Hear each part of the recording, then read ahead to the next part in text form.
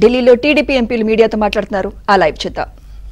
వైపు నుంచి మేము తోడ్పాటు అడగడం జరిగింది. దానికి 15,000 కోట్ల రూపాయలు ఇవ్వడం కూడా జరిగింది ఇప్పటికీ 8 నెలల్లో.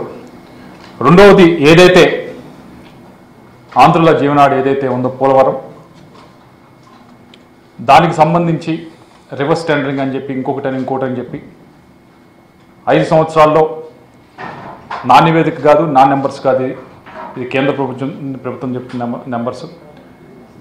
ఎక్కడా కూడా పనులు ముందుకు వెళ్లకుండా ఆగిపోవటం జరిగింది. ఉన్న ప్రాజెక్టుకే ముంపు వచ్చే పరిస్థితి రావటం జరిగింది.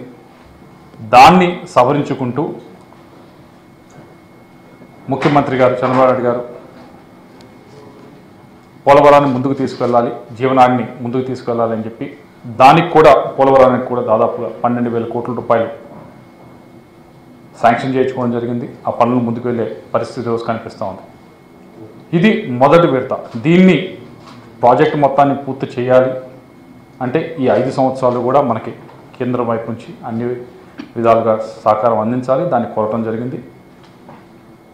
ఇది జాతీయ ప్రాజెక్టు, చేయవలసిన అవసరం ఉంది. మన పైన ఎంత బాధ్యత ఉందో కేంద్ర పైన కూడా అంతే బాధ్యత ఉంది. తప్పకుండా అది నెరవేర్చుకుంటామని చెప్పి మీడియా మిత్రులకు తెలియజేస్తూ ఉన్నాం. అలాగే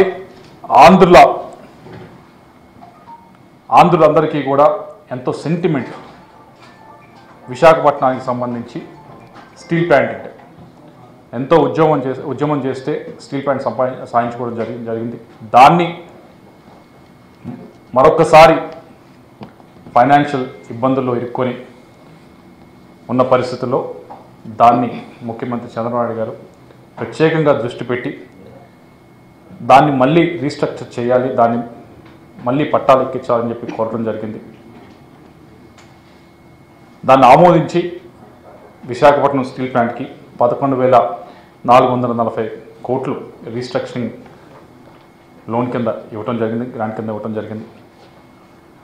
వీటన్నిటితో పాటుగా మనం చూసాం కొప్పర్తి, ఓరవకల్లు ఇండస్ట్రియల్ నోట్స్, దానికి దాదాపుగా 4,300 కోట్లు ఇవ్వడం జరిగింది.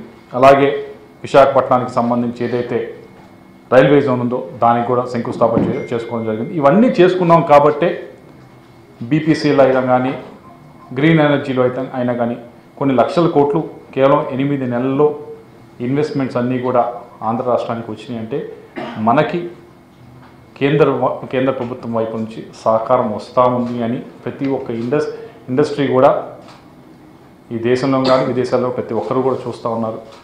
ఆంధ్ర రాష్ట్రంలో ఇప్పుడు మనం ముందుకు వెళ్తూ ఉన్నామని ఏదైతే మనం చెప్పామో అభివృద్ధికి సంబంధించి ఏదైతే ఏపీ రీఆర్గనైజేషన్ యాక్ట్లో చెప్పారో వాటన్నిటినీ కూడా ఒక్కొక్కటి కూడా నెరవేర్చుకుంటా ముందుకు వెళ్తూ ఉన్నాం. దీన్ని చూస్తున్నారు, ప్రతి ఒక్కరు కూడా వస్తున్నారు, ఇన్వెస్ట్ చేస్తూ ఉన్నారు. దీని గురించి ప్రస్తావించడం జరిగింది. ఇందాక బడ్జెట్ ప్రసంగంలో ప్రస్తావించి కోరటం కూడా జరిగింది. ఏదైతే ఈ 8 నెలలు కొన్ని ఇప్పుడు ప్రస్తావించిన వాటిలో కొన్ని 2024 బడ్జెట్లో పెట్టకపోయినా కానీ మనకి శాంక్షన్ చేయడం జరిగింది. ఏదైతే స్టీల్ ప్లాంట్ ఉందో దాన్ని బడ్జెట్లో పెట్టి శాంక్షన్ చేసిన తర్వాత శాంక్షన్ చేశారు, దాని తర్వాత మళ్ళీ బడ్జెట్లో ఇంక్లూడ్ చేసుకోవడం జరిగింది. కాబట్టి ఇవన్నీ కూడా ఏదైతే మీరు 8 నెలల నుంచి కూడా తోడ్పాటు అందించారో దాన్ని వచ్చే 4.5 సంవత్సరాలు కూడా మీరు మాకు ఈ సహకారాన్ని అందించండి. తప్పకుండా ఆంధ్ర రాష్ట్రం అనేది అభివృద్ధి చెందుతుంది. తప్పకుండా ఈ గ్రోత్ స్టోరీ ఏదైతే ఉందో, ఇండియా గ్రోత్ స్టోరీ అయితే ఉందో, వికసిత్ భారత్ ఉందో, దాంట్లో ఆంధ్ర రాష్ట్రం కూడా ముఖ్య భూమిక పోషిస్తుందని చెప్పి తెలియజేసుకుంటూనే అలాగే ఈరోజు బడ్జెట్ సమావేశాల్లో ఏదైతే నీతి ఆయోగ్, ఇది నేను కాదు ఇచ్చింది, లేకపోతే ఏ పొలిటికల్ పార్టీ కాదు ఇచ్చింది, లేకపోతే తెలుగుదేశం పార్టీ ఇచ్చిన రిపోర్టు కాదు, ఇది నీతి ఆయోగ్ కేంద్ర ప్రభుత్వ సంస్థ ఈ రిపోర్ట్ని ఆంధ్రప్రదేశ్ యొక్క ఫైనాన్షియల్ హెల్త్ గురించి ఒక రిపోర్ట్ ఇవ్వడం జరిగింది.